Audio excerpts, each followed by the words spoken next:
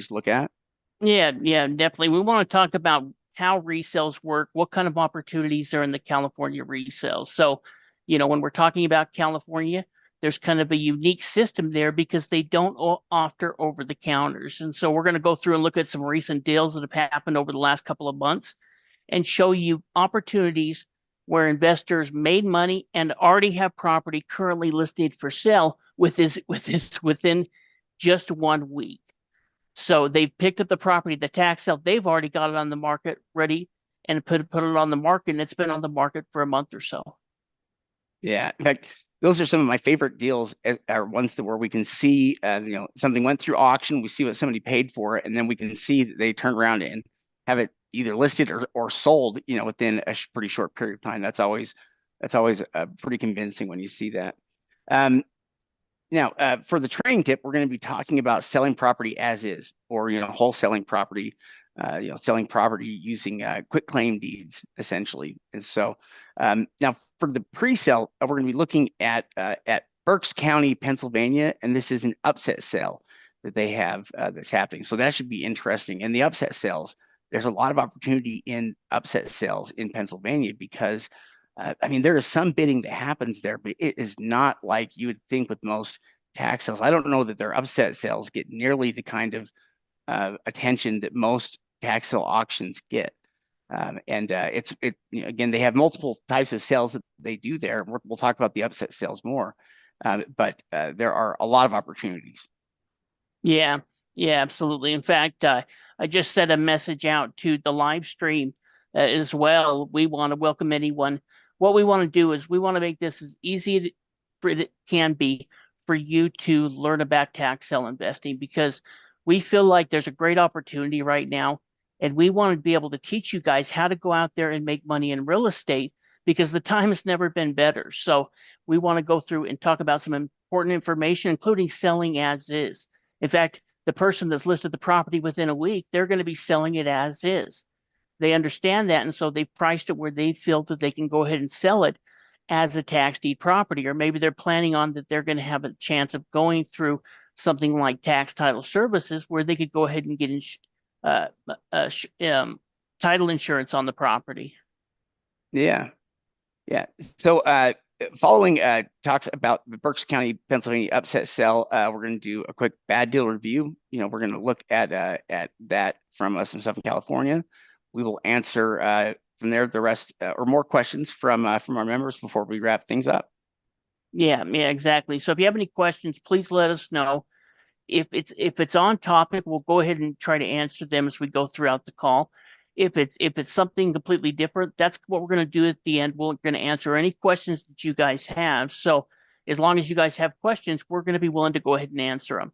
First of all, we want to give a special thanks to all of our members, our coaching members, our program members, anyone that's watching us on social media. We appreciate you guys coming and using us as a resource to learn more about how to make money in real estate. And we feel there's so much opportunity right now. We want to thank all of our members that have supported us for so long. Yeah, really are. It's we're happy to have you. Yeah, I mean, me and Shay first started doing this, and I started in 1999. Shade kind of started getting into it with me more in 2001 because I was just kind of learning a little bit about it. It first introduced to me when I was a real estate agent as a real estate agent by my broker. He invited me to come over there and attend the tax sale. That kind of sparked an interest, and me and Shade were talking about ways to make money in real estate because we didn't have a lot of money. We're in our early 20s. And so, I thought, hey, well, what about that tax sale? That always intrigued me. And we started to learn more about how to be able to do it. And so during that next 5 or 6 years, that's what gave us the knowledge by going out there and doing it, by learning about it, by figuring out how it works, where we eventually created our program. And so we have students on here that may have been, with us since 2007. So we do want to give a special thanks to any of you guys. First of all, we're going to go ahead and look at the California tax sales. And so let me go ahead and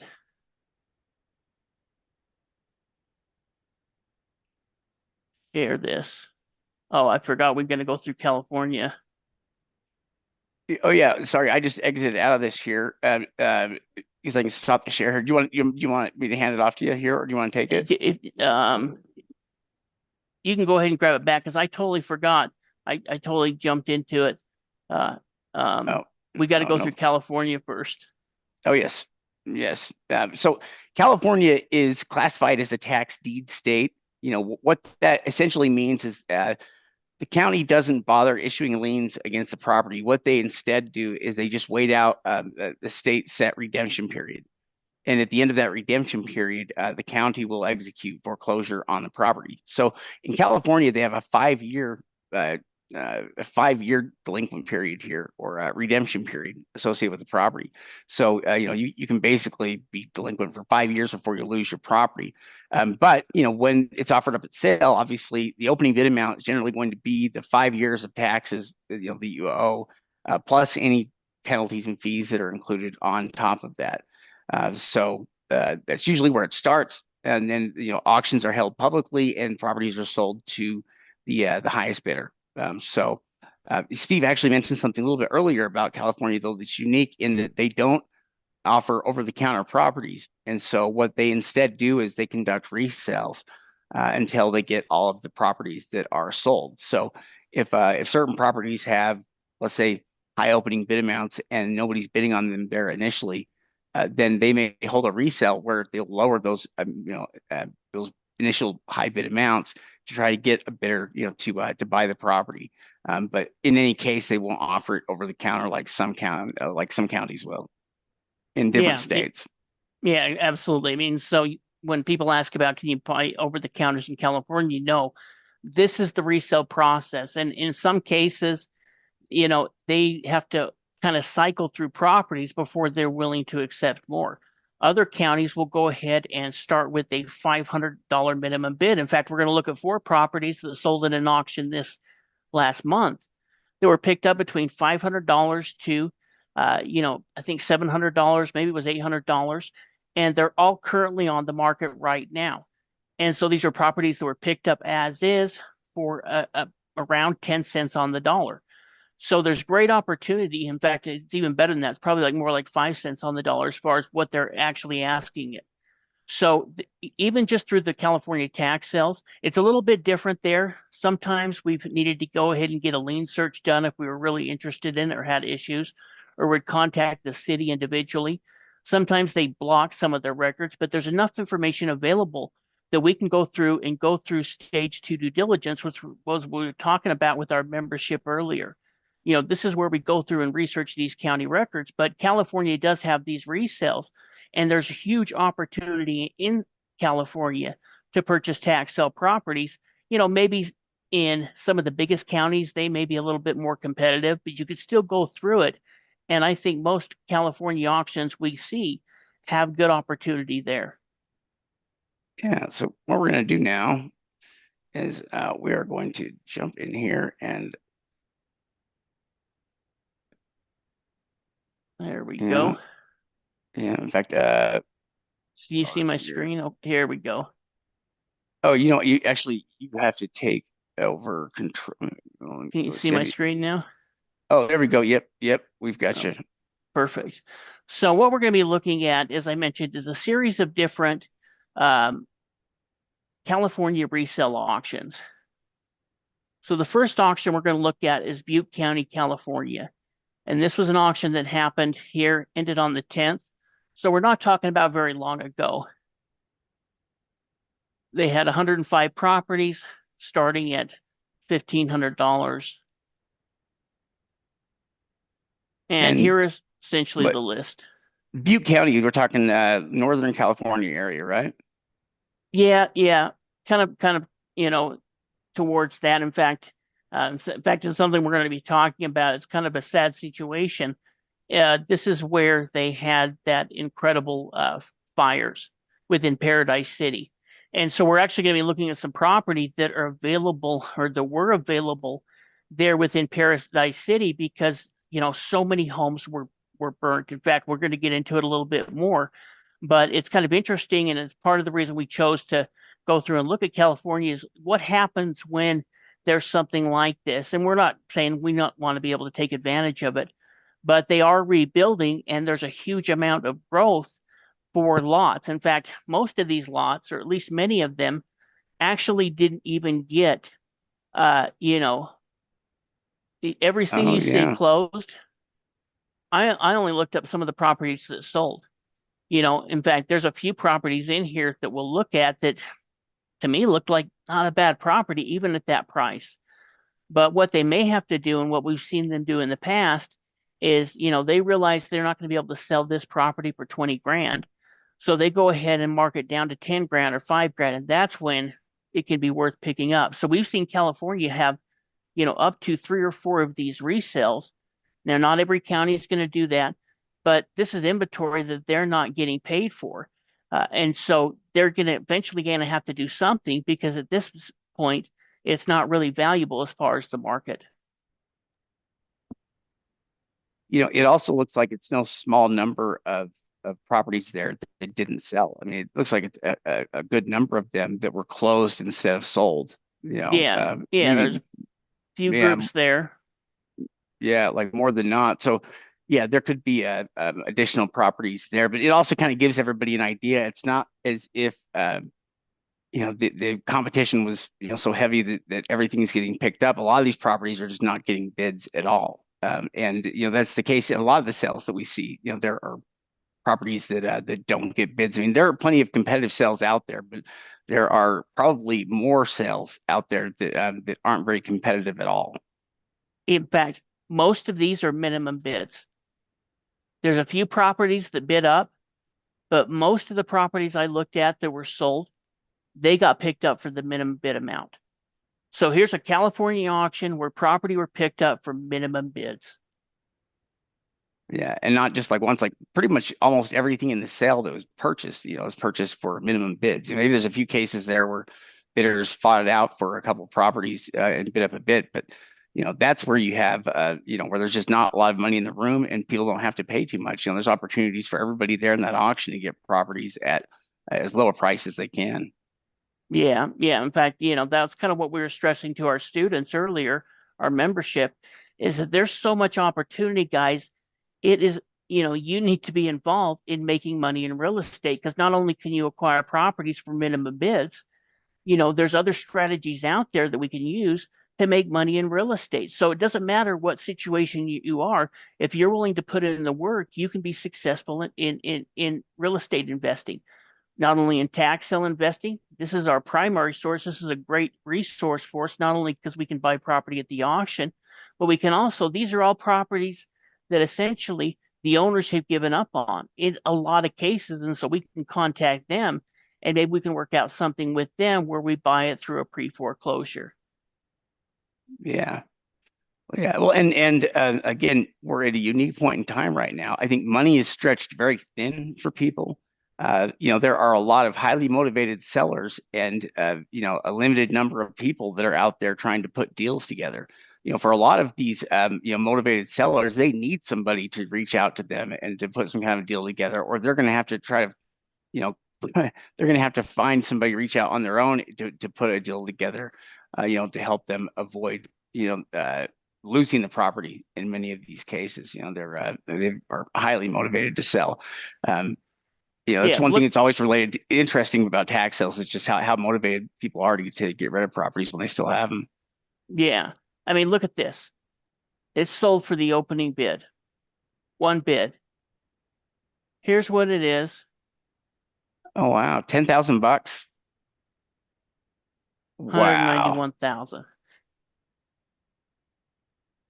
that's crazy. That's And even better look at than this. It was on the rental market 2 years ago. Somebody might have moved wow. out that 6 months ago for all we know. What's crazy is that it was picked up for 10 grand and it rents out for what was like $1,400 a Fourteen month. hundred bucks a month 2 years ago. So that was when it was last on the market as a rental online on a platform like this. So, maybe the renter is just in there and they're, I mean, you don't know what the situation is, but this is good history on a property and picked up for the minimum bid amount. You know, I want our students to be buying these properties. It's just there's just too much opportunity right now through tax sale investing. Yeah, that's an amazing deal. Yeah. This one here was picked up for 15. It's actually 20 acres right here. And I couldn't pull up exact. It's actually 10 acres right here. What I think I was able to pull up was the property next to it that was 20 acres. Let me check and see if that's right. No, no, that's wrong. That's a different one. This is actually it. That's the same address.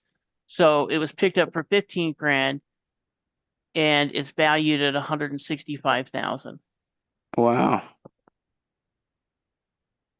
This one actually got some bidding because people know it had some value to it. Yeah, I but I think, mean, it still only bid up 5,000. You know, it opened at 10,000, sold for 15,000. So it did bid up, but still had lots of, I mean, it's still valued at probably over 160. They still picked it up for about 10 cents on the dollar. somebody's going to make $100,000 off that deal. Yeah, You, that's it needs crazy. to be our membership. I mean, just makes me sick. Yeah, that's a crazy deal.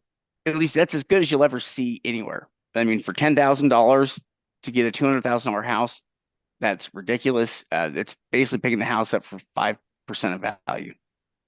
Yeah. Now I showed this one for whatever reason why, and there was a ton of properties that didn't sell in Paradise.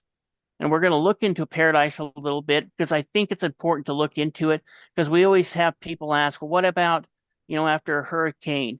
What about that kind of situation? Well, in a lot of cases, people are paid off on the insurance and, they essentially let the property go to the tax sale because it didn't have any value to them. Because in this case, it's just land.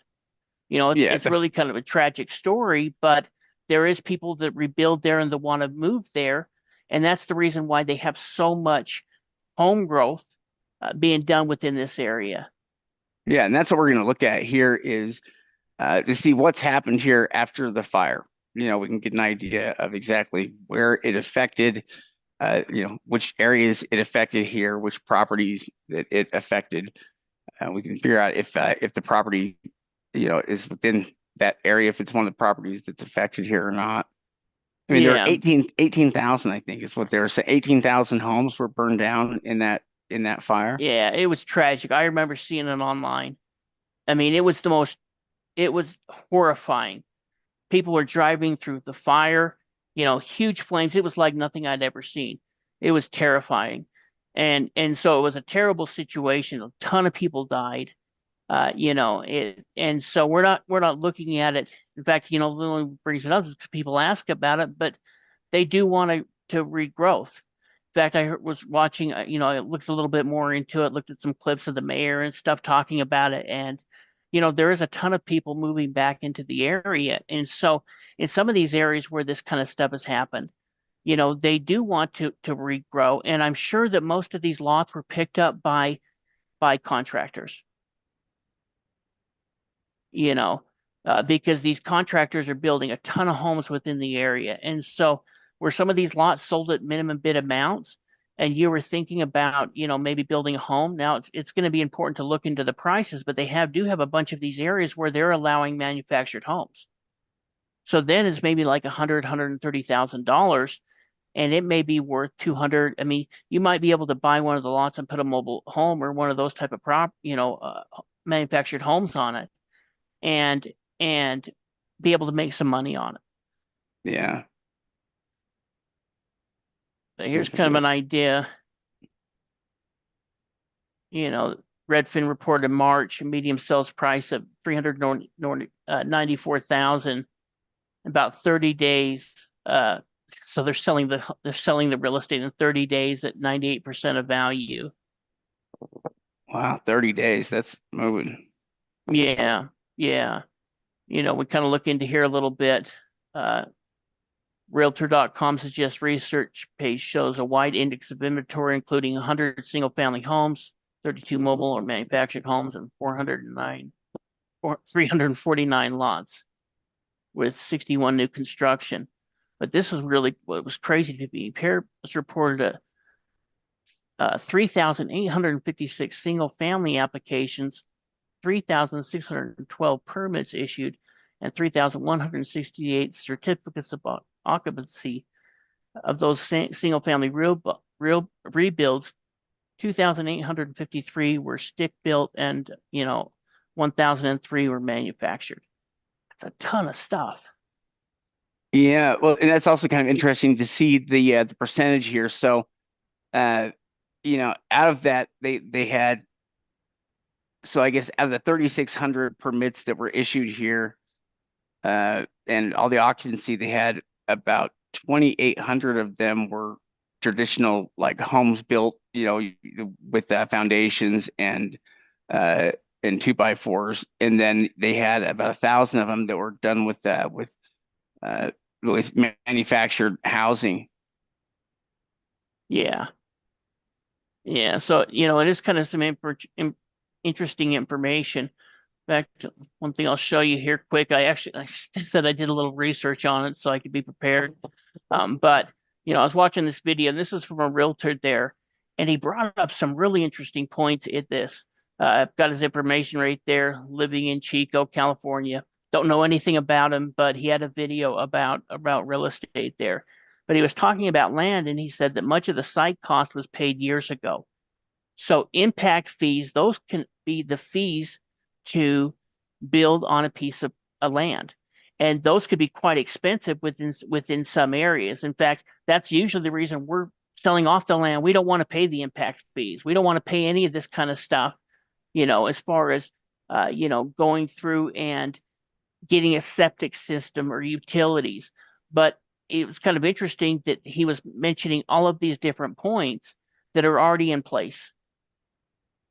Yeah, it's a funny area. Dan was asking us a few questions here about the area, and truthfully, I don't know that we'd really thought too much about. Well, I mean, we thought before about looking into areas where there were disasters and things that had happened. We've thought about that before, but it wasn't like we looked into this area, specifically. I mean, we've covered the sales; they're always in the pre-selected list, but the results of the sale are what are the most intriguing to me. Like, now I'm kicking myself that we weren't participating in that auction because the results are so good. There's so much property there that, I mean, everything basically they got picked up for minimum bid amounts or for highly profitable amounts. And about half the stuff at least didn't sell at all. So Yeah, I whenever mean, we see sales like that, it makes it just makes me drool. yeah, in fact, that it was available on the auction calendar to our members, but we talked about it specifically with our coaching students. So, with our coaching students every other week, we go through and say, okay, here are some of the best properties that are coming up within the next 30 to 60 days. And so this was the one that was on the pre-selected list that we said, hey, take a look at this. It could be worth looking more into. But as far as this person, he was talking about some of the land that those impact fees were paid. The septics were already in place. Utilities, driveways, all of this stuff, infrastructure was already there. And that's part of the reason there's such a bunch of homes being built within this area, is because everything's already in place to go ahead and put a home on the property. Yeah, well, and it turns out it is a great market. I mean, any market where you can sell properties within 30 days is a market where properties are flying off the shelf. I mean, you have a very active market there for a 30-day turnaround. That's really impressive. Man, in fact, we've got so many we probably need to start getting through them. But it is just a great opportunity to be investing, and we want our students to be picking up these deals. So this would actually got quite a bit of competition. It's kind of the reason I showed it. I don't know if it was just two bidders that really wanted it, or if something was special about this area. And I think that there was probably a bunch of builders that have picked it up. So it was bid up for 15,000. It was valued at only 35,000. Yeah, they did bid it up higher than most. At least there's probably lots of other examples of properties that are valued like that people paid a lot less for. Yeah, yeah, definitely. And that was kind of interesting to it. Here this one sold for minimum bid at 2,300, and it's this lot right here. That looks pretty nice. Yeah, and I was kind of looking here at Paradise as a whole. The cheapest thing that they sold was for 5 grand here. But, as you get into some of these areas, a lot of these were selling between 20, 30, 90 grand, you know, 95 grand, 55 grand. Oh, that's actually Yeah, home. But yeah, that the that land values it's pretty good, especially considering how low the prices were in that sale. I mean, a lot of the properties there didn't sell for that much. yeah. This lot here sold for the minimum bid amount, $2,300. Yeah, that's a good deal. Yeah. This one here sold for 3,500 opening bid. This lot right here. So this one's a little bit more up in the mountains and by the lake. So this one's a little bit different location. Part of the reason I included it. Valued at about 23,000. So you're still looking at, a little over 10 cents on the dollar. Uh, you know, uh, and there was a ton of different deals like this that got picked up. There were some deals like this that were just as good or maybe even better that didn't even get a minimum bid on it. Yeah, yeah, over 100 properties there in the auction, and there were some pretty nice ones out of those 100 properties. Yeah, this one didn't get a bid, 2,600. It's this lot right here, valued at 41. Wow, I wonder if some of these might be next to each other too, or close to each other. I only just kind of just randomly looked at some of them. I looked at some of the ones that sold to use them as examples. I didn't look at a whole lot of that didn't sell except for a few of them. But every single one looked like it. I was like, well, looked just as good. Yeah, Yeah, but there's another one didn't sell. This is actually a big property. This is the one I think I was talking about where it was 10 acres. oh, Or okay. This one's it could have been 20 acres. Look here. Oh, maybe that's wrong. No, I'm wrong on that. This is the property here. It's another one that we'll look at here that's bigger. This one's 1.26 acres. Valued at 55. So even that one, that one's a little higher. So, let's say that it is valued at 55 grand. And maybe it's not. Maybe it's valued at 35 grand. Maybe it's valued at 85 grand. That's where we'd look into the market value to get a better idea. But even that one's maybe 20 cents on the dollar, you know. well, yeah. What's kind of crazy is it looks like it could be valued at 55 grand or 50 grand or so, and it wasn't picked up at 10 grand. Yeah.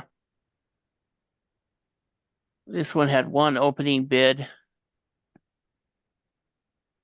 And it's this is the 10 acres.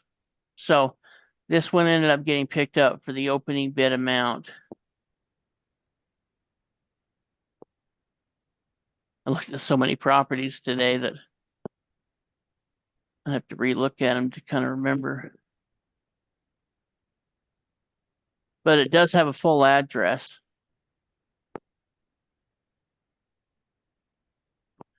And this is what's so sweet about the GIS maps. And California is not the greatest with them, but we can still find out a ton of information. We can find out what type of topographical issues there may be.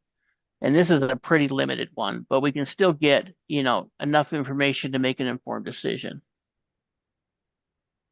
So it's this lot right here, but this one right here sold in 2020 for 150,000 and has a value of 137,000. And this is 20 acres. So this one's only 10 acres. You can see this one's 20, it's twice the size. So if you split that in half, maybe even less than that, say 70% of the half, you know, it's still a pretty good bargain. I mean, even the county thinks it's worth nearly 40 grand for 4,200 bucks. It's 10 cents on the dollar. Yeah, but you know what's kind of crazy is that they have so many properties, and yeah, they don't do any over the counter. So I think that I mean, if unless they hold some kind of additional resale, where they offer them up again, which I suppose they could do, they almost kind of have to hold on to them until the next time they can go around and be offered up in a sale again. I mean, at least, or maybe they'll offer them again, and maybe they can offer them subsequently until as many times as they want until they can get them sold. I'm not sure. I'm not sure, but certainly though, yeah, they're gonna have to kind of hang on to the inventory until they can get it offered up again. Yeah. Yeah, absolutely. Well, and sometimes they do that. And so we're always looking for these resales. In fact, we've seen all kinds of properties that have picked up for a couple $100, but most all of that sale was picked up for minimum bids, and there were some properties that should have got a second look. Definitely should have got a second look, some $2,000 or $3,000. So if you don't have a ton of money to invest, let's say you go ahead and invest 3 grand into one of those lots, and you even turn around and tell it for 10 grand. Now you've got more money to go out and do more deals, and so there is some pretty good opportunity. In fact, here's one that is really kind of interesting. They only had 4 properties. And with the prices that these were picked up, that means that nobody registered for the auction. It's the reason we're getting better deals is because less people are registering for the auction, and the more people that are registering to the auction are investors. That's the kind of auctions that we want to bid at. But it guarantees you're gonna have a lot better profitability. And the reason we know these things are true is because it's kind of proven out by the numbers, that we see. I mean, yeah, initially I remember concerns, the online auctions would attract everybody and then they would just be more competitive. But instead, what's happened for the most part is it's just made it easier for the investors to participate in auctions, without needing to travel and, kind of it's just basically made investors more effective. It's really what it is done, but not necessarily grown the number of investors that are out there or, put them into auctions, at least not enough to drive up prices. We still see auctions running out of money all the time. Yeah, yeah, exactly. And so we can kind of see the prices that these sold for here. 500, 525, 800, 700. We're going to go take a quick look at each one of them. But, $500 properties in California. Yeah, well, and no, you can't buy them after the sale, like for the taxes owed, if they don't receive a bid. That's kind of the whole thing with California is that they won't offer them after. They'll either continuously reoffer them with subsequent sales here until they're sold, or they'll have to hang on to them. That's the reason we're going through the resales tonight, is because this is one where they probably offered them up at a higher price, maybe 2 or 3 grand, and nobody bought it. So the county just went ahead and lowered it. There's a new law, I guess it's not a new law, it's been around for a while, that allows the counties to continue to reduce the price to get the property sold. So it's all on the county to decide how quick they want to do that, how much they want to do. But some counties say, let's just blow them out. And this is what happened in this case. And there was only 4 properties. And if they pretty much sold for opening bids, a couple of them got some bids up. That means that there was probably only a couple of people registered for the auction. Yeah, you've got to spend an hour to go through and get registered. But, and maybe it doesn't always work out. You're a wasted hour, but the next one you bid at, maybe you're going to buy, in this case, all 4 properties. In fact, some of them were purchased by the same owner because they're all online. So, this one sold for 500. Here he's got it for sale right now. Wow, for twelve Yeah. thousand. When did this else, ended a little while ago? What, month or two ago? A couple months ago? Yeah. And so he's got them listed for 12,000 bucks. And if somebody comes along, if he gets an offer for less than that, I mean, he's only into them 500. So he could sell them for 5,000 if he wanted, Yeah, if he found the buyer. he or she could be greedy, Hmm. because in our situation, we might list it for say 8,000 and try to blow it out quicker. It's all depending on what you want to do. I think he's going to make $12,000 probably within the next year, maybe even 6 months. We'll have to see. Already a couple of months in there, and he's also kind of got us listed. But for us, I think we would have dropped it and just tried to sell it a little bit. I got it for $500. Let me sell it for 6, 7, 8 grand. See if I can sell it in the next 60 days. Put out neighbor letters saying, "Hey, I just picked up this lot. You know, uh, Pretty good lot. Would love to sell it to you." In this kind of situation, maybe one of the neighbors would actually like to pick up that additional lot.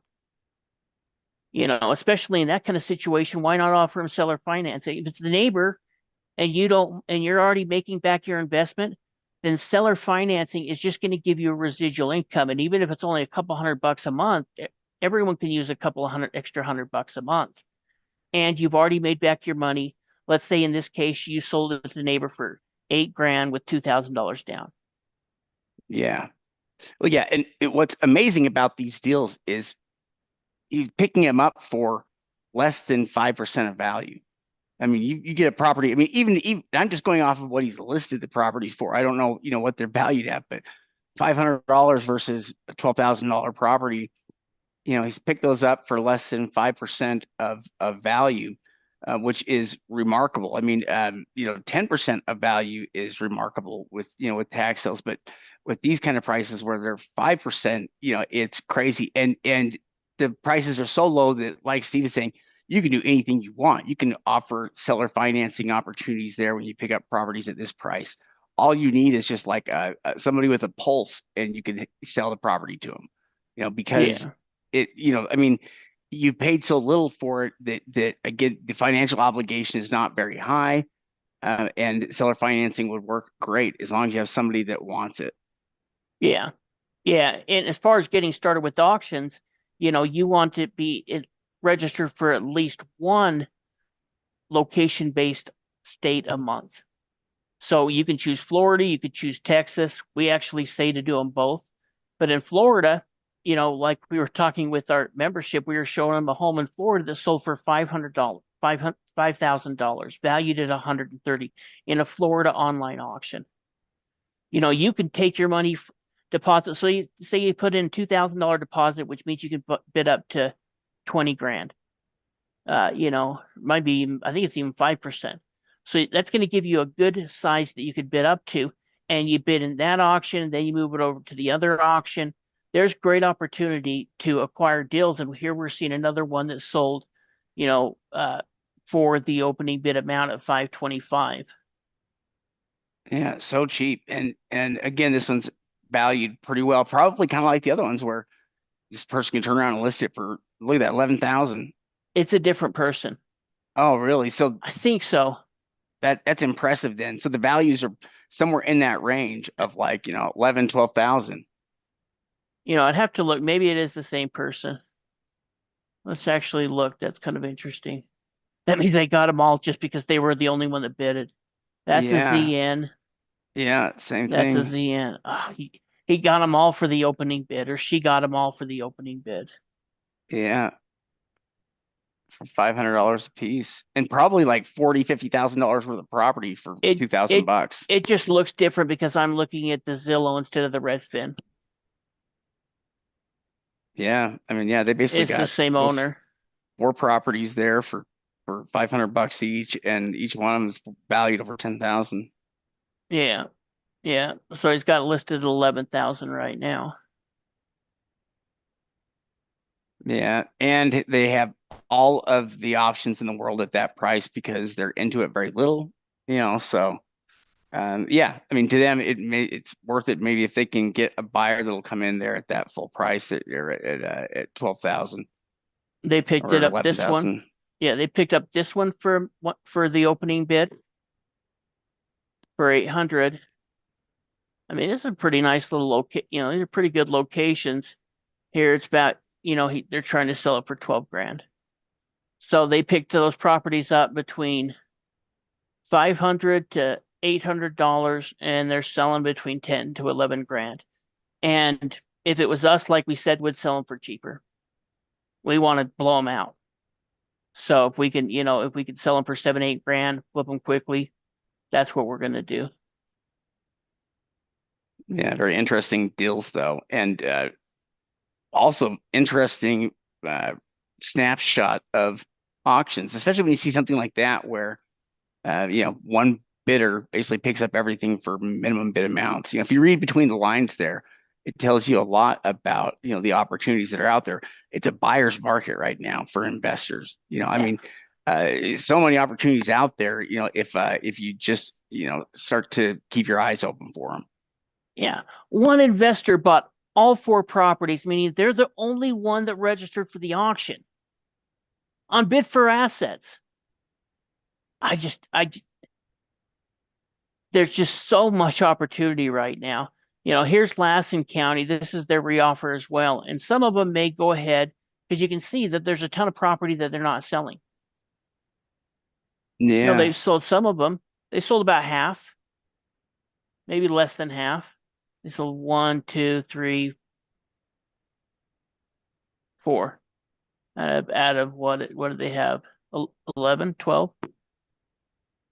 Oh, I guess, yeah, one, two, three, four. Unless I'm counting that wrong. And so out of 12 properties. So these got a whole bunch that didn't even get bids. Yeah. And maybe they're not worth it at 15 grand. But based on the fact that nobody's getting bids, because even junk property we used to see in the past got tons of bids on it, at least an Yeah. opening bid. And so, there's just not a ton of people that were registering for these different sales. Well, I mean, certainly there's still competitive markets in Florida, but there was a time, there for a few years where it was hard to find anything in Florida, that wasn't selling for well over 50% of market, and sometimes it was selling right up to market values. Um, but yeah, I just know that it was very competitive, for a long time to the point where it was pretty discouraging. But now when we look at auctions, it's hard to go through an auction and not find a home run deal in almost every sale. Yeah. Look who's jumped counties.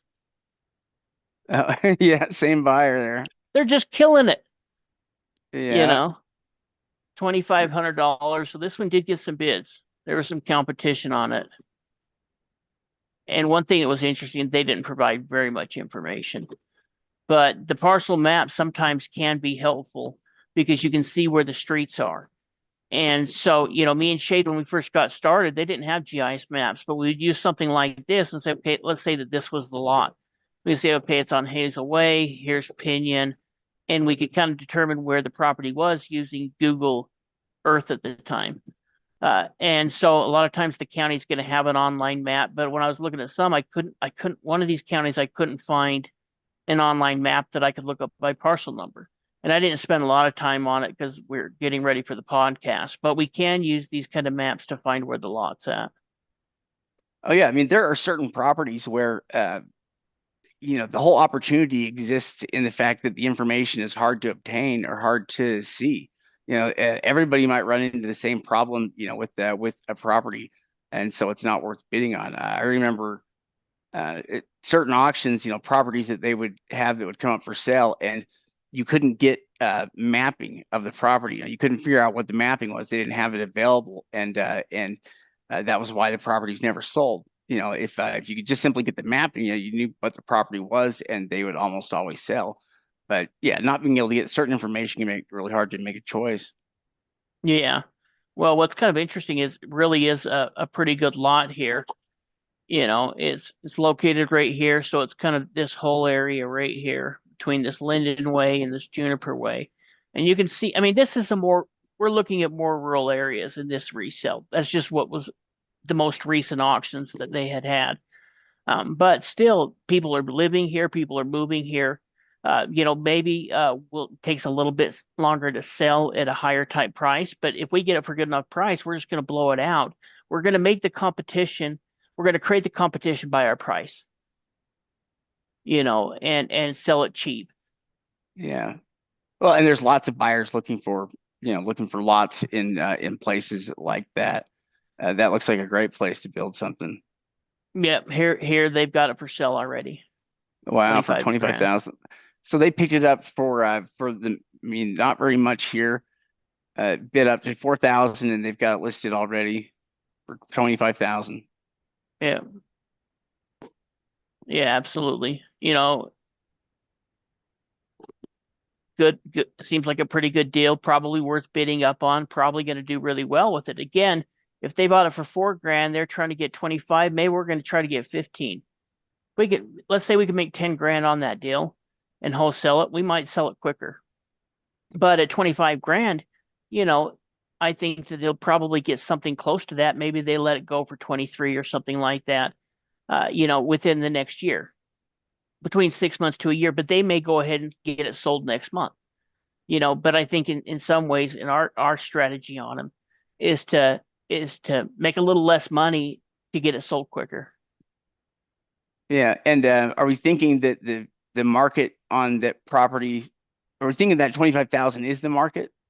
No, he's already got them at a bit of a discount. So So we're he's looking, he's already discounted them, like I think when we were looking this up, maybe there's similar lots that sold between 30 to 40,000 and then some nicer ones that could go up from there. So he's I think he's listing at about 70% of what the market value is. So he's interesting. already discounting it. So I think it'll sell. It'll probably sell within a decent time, but he's listed them or she listed them. I don't know if it's a he or she. Could be it could be a woman there that's just tearing it up. But they essentially picked them all up and they list them so quickly at this price that they haven't gone through quiet title. Yeah, So yeah, they're definitely. they're selling them at a price where they're trying to get a discount. They're selling for like 75 cents on the dollar, where for us we'd sell it for 50 cents on the dollar. Yeah, Maybe 60 cents on the dollar, but it's a nicer lot. Um, and maybe we'll start a little high and then drop it down. Kind of depends on the strategy with each one of them. that's interesting though. And yeah, bid for assets is it's a pretty widely used platform, but again, it must have a limited number of investors though that are, that are on there and that are competing with each other because we're seeing pretty decent prices coming out of a lot of the auctions. Yeah, well, you can see, they have quite a few that didn't end up selling. This one here went from 2,500 to 2,700, different buyer. And they don't really have any information here. We could look at the parcel map again, but it's this lot right here. And it's valued about 18 grand. That's what Redfin's saying. From what I could see, it maybe a $20,000 lot. So it wasn't a great deal, but if it's buildable and usable, they picked it up for 2,700, sell it for 12 grand. You know, you still make a good return, and it could be higher than that. I'm just looking at this. I didn't do a full market and find out what if this is close or not. I was just trying to show some different examples. Yeah, well, it And would still work at those numbers, just great. yeah, here's one last sell as well. We'll look at one more property. This one had 26 properties starting at 1,600. And again, look at all of those that are Wow. closed. Wow, the majority of them closed, didn't get bids. It looks like maybe like one in 10 got bids. Yeah, yeah.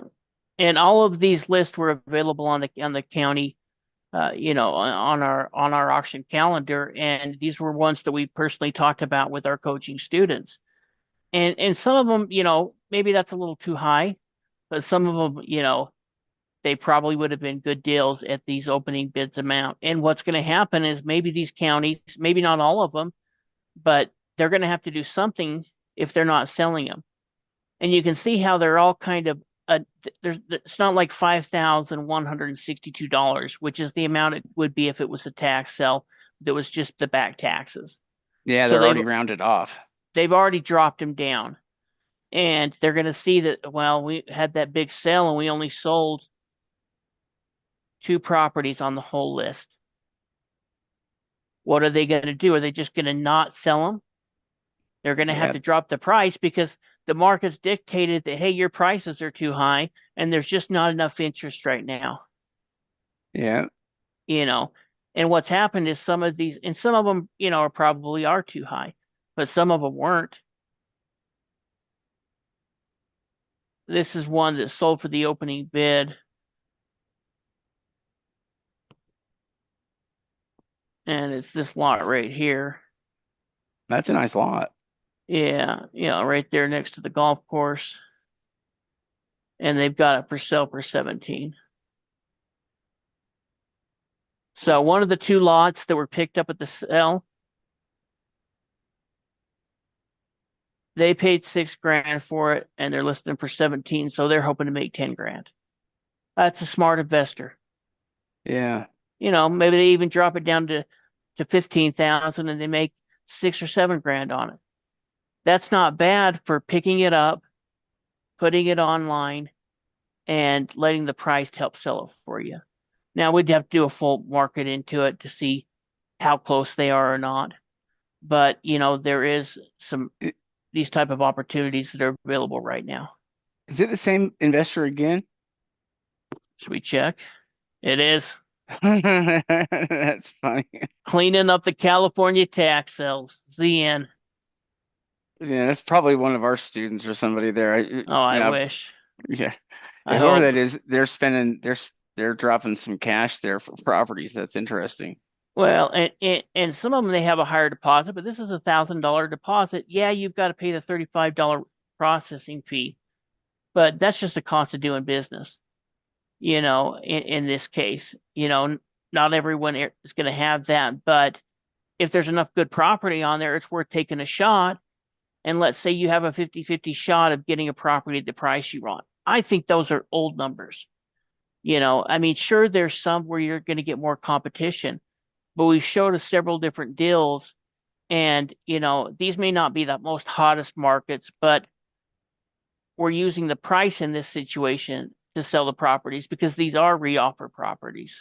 Well, what I think is crazy is that we looked at three or four different sales on the same platform, all on the Bid for Assets platform, The and longest running one. yeah, and there was one buyer that basically was able to clean house, picking up properties there at minimum bids, and a lot of the other properties didn't get bids at all. That tells you just about the direct competition. There was literally nobody else really, to compete with this, with this bidder on most of the properties that they wanted, which is why they got them for opening bid amounts. And so yeah, you can do the same thing if you just go through the process here to get registered in some of these sales. Because that qualification process here. I mean, eventually that's probably what they'll change is how they have people get registered for auctions. But at this point, they use it as the qualification. If you get registered for the sale, that is kind of the hard work, in order to get properties here. It's just getting yourself registered because it looks like in terms of prices and bidding, you can win these properties at good prices, amazing prices, especially if you're participating in a number of sales. Yeah. And then if we add in the strategies that we talk about, as far as neighbor letters, as far as offering something like seller finance, all of these different strategies that we can use to help us move some of these properties. And land's going to be a little bit slower. It always is. But we're picking it up for so cheap that, we're willing to sell it at such a good discount that we can still make money and whoever's buying it is getting a good deal as well. So it's really kind of a win-win situation. You're really acting, this is what me and Shade used to call wholesale. And then that's what we used to call it back in 2000, 2001, 2003. And we just started calling it. And eventually, wholesale became kind of a different term where we were picking up the paper. You were putting a property under contract, then you were finding a buyer to be able to buy the property from you. And that's still a great strategy. But when we talk about selling for wholesale, that's kind of what we mean is that we're picking it up from the county and we're selling it cheap to either an investor or to somebody who wants to buy land and wants to get it for a good deal. In fact, Shay, can you take back over the screen now? Yeah, let me do that. Let me. But hopefully you guys see that there is some good opportunity, and I know I keep mentioning it, but we really do want our students and members to be successful at the strategy, and we're telling you that everything that even if the market stabilizes or gets a little bit slow, the deals are so good. This is where there's great opportunity to make money in real estate. When we see these type of prices that we can pick them up at, and there's just way too much opportunity to not be spending time in using these strategies to build your wealth. Yeah. Yeah. In fact, I think it's convincing, and it's also pretty exciting. It's exciting to know we're at that point right now in real estate where there's good deals, that are out there. This is a good time to get involved and to start doing some buying and selling. Now, for the training tip of the week, we're going to kind of go right off of what we've already been talking about, which is Hey, selling I property. don't think um, we can see your screen. Oh, hold on here. That's weird. It makes it look like it says stop. You are screen sharing, but it's not actually doing it here. Well, let's see. Let me switch this over here. Wait, they could see it. Oh, I'm Oh, sorry. let me switch over here. Hold on here. I think we do have it. Okay. All right. Let me get Oh, I that don't, back on here. Okay. All right. So hopefully that's working there. I don't know why I can't see it, but Hmm. find it. Let me just make sure that they can see it here before I just assume.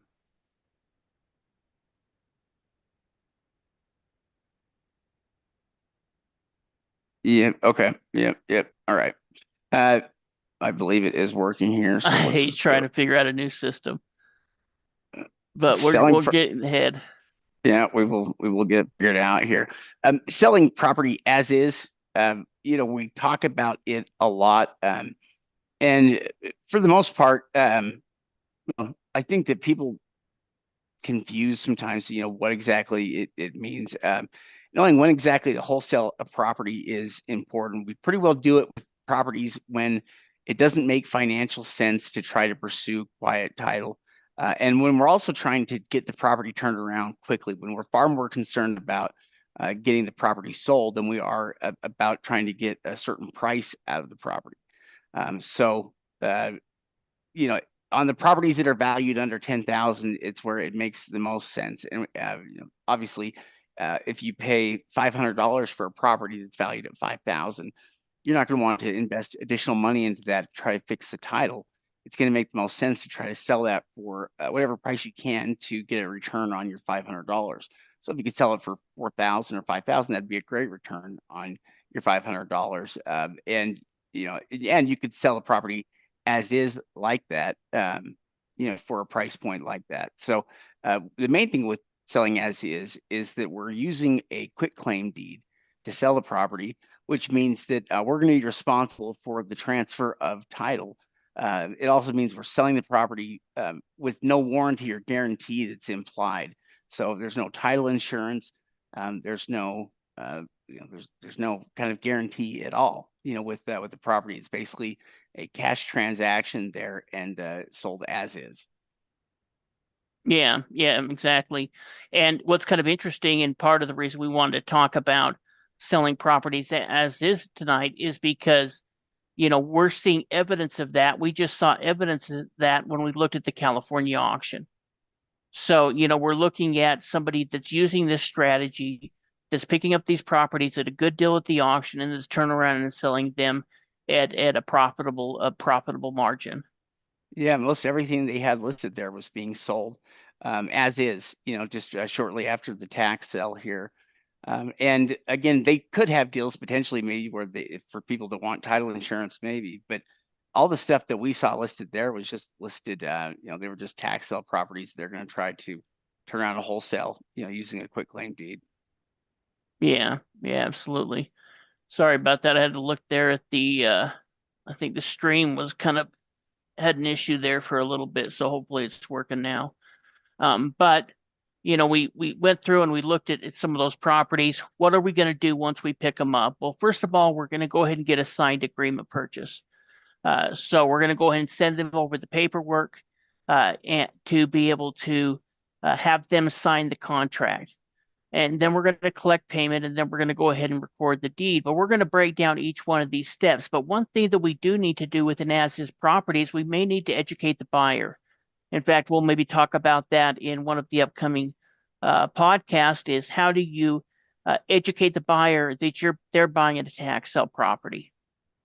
Yeah, in fact, it's part of that purchase agreement and in the communication that we're going to have with them. As we're going to sell the property, if we're going to sell the property as is, it's a very simple process, and there's not really a lot to it. Only a couple of steps. But the way it starts here and what step one is to come up with a purchase agreement first, that is reflective of the deal that you would like to put together, something that you both agree on. So, whatever that price point is, if it's picking the property up at a certain price point here, it's putting together a simple agreement outlining that they're buying the property there for that price point. The idea behind the purchase agreement is just to have a written agreement so that the two parties both understand what's being offered, what's being presented here, what the stipulations of the deal are. So you can get an agreement for the deal so that you can get payment collected and ultimately get a property transfer done. But the way that all starts, though, the way that's done is by getting a signed purchase agreement. And the purchase agreement can say really, as long as the information on it is accurate here and what it's reflecting, it doesn't really matter, what it says necessarily. Although we want to make sure our purchase agreements are simple, again, that they reflect the concerns of the buyer and what the buyer's agreed to. Yeah. We're going to do a simple, basic legal contract. There's a ton of different examples that we can find, available online. We have some within the membership form section. In fact, that's one of the advantages of the membership form section is that, we have a bunch of this type of information available, or we'll have links where you can go find this information that's state specific.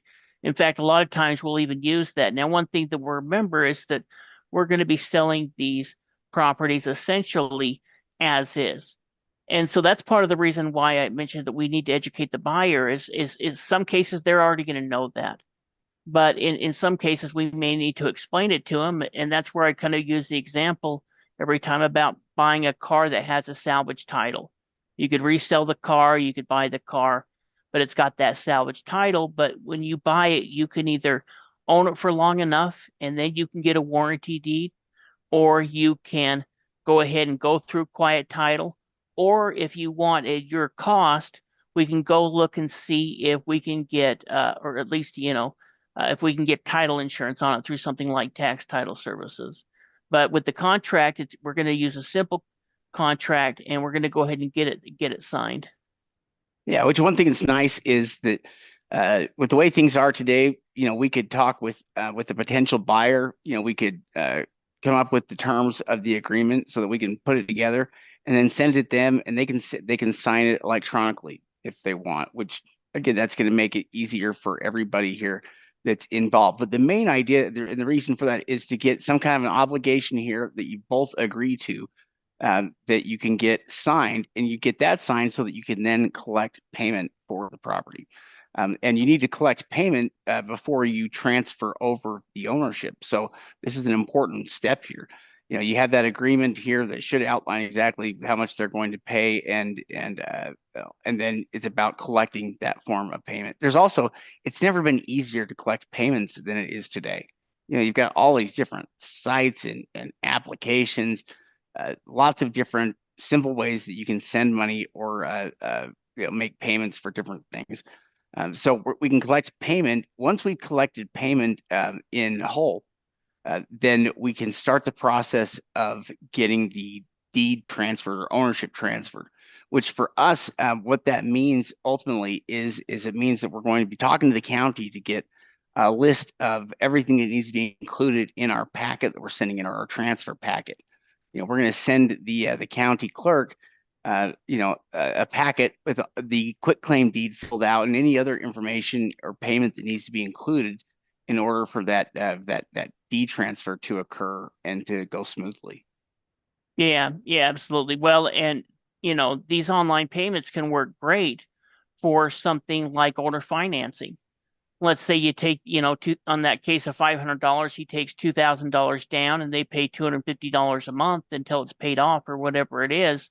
Those could be go ahead and be sent to you through, something like a Venmo or a PayPal. You could even set up certain kind of contracts with on there where they'll go ahead and pay it off, especially if you're running this like a business.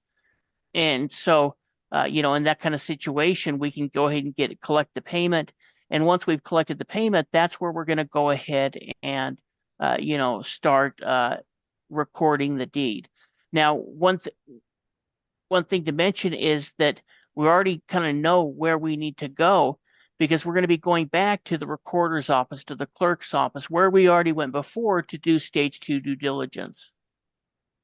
Yeah. In fact, oh, that's so weird. It looks like we're looking at your camera. What's that? You got to be kidding. At least Not a right see. now, what I'm looking at on it looks like I'm looking at yours and not at mine, but mine still says, the stop share. But Oh, for some reason, hold on, let me just check here. Let me just looks no, like you I looked think all it's right. I think it's showing yours. It's just showing my camera. Well, I know like your desktop. I think it's what it's actually showing is your desktop. If I That's click kind my of funny. desktop there, but if I click back on yours, huh? Oh, my Oh wait, goodness. wait. Well, he's saying he sees two places on the PowerPoint here. We could have some different views here of what we're seeing because let me hit the play button here and we'll see if people are seeing this. I see if something that says no bid. Let me see if that is me. No, I think that's you. I Okay. think what happened is I clicked on my screen real quick on accident and it bumped over to my screen for a second. And then I noticed what I did. And so I flipped back to your screen, afraid that maybe when I clicked on my screen, this was showing my screen. So I think Okay. because we're both co-hosts, maybe we can click on each other's screens and that's how we can take power back from Uh, each other. Not uh, power, that but control. yeah, yeah, that makes sense. Um, yeah, essentially what we're going to do is we're going to reach out to the recorder's office. The reason we're going to do that is because it's up to the county recorder, to transfer deeds. They're the ones that are going to let you know everything you need to include. And so you can get the list from them, but you're going to be responsible for filling out things, like the quitclaim deed and any of the other forms there, and paying for any kind of fees they have.